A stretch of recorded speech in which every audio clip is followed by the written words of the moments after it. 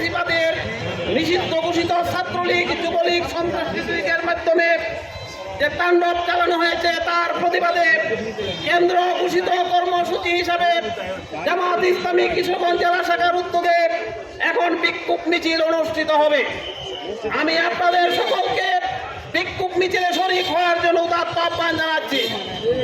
আমরা আজকে পরিষ্কার বলতে চাই, বাংলাদেশে ফেসিবাদ আর আসতে পারবে না। ফেসিবাদের উত্থানকে এদেশের জনগণ রুখে দিবে। তারা সম্পূর্ণ অন্যায়ভাবে একটি দলের নেতা কর্মীদের উপর বুলেট চালিয়েছে, ককটেল নিক্ষেপ করেছে, শত শত আহত হয়েছে, আইন শৃঙ্খলা রক্ষাকারী বাহিনীর সদস্যরা আহত হয়েছে, শহীদ হয়েছে 4 জন। আমরা এই ঘটনা তীব্র নিন্দা জানাই। অবিলম্বে দোষীদের গ্রেপ্তার করে আইনের আওতায় এনে বিচার দাবি করছি। আমরা পরিষ্কার বলতে চাই, বাংলাদেশের মানুষ ফেসিবাদকে ডাস্টবিনে নিক্ষেপ করেছে। ফেসিবাদের উত্থান আর বাংলাদেশে হবে না।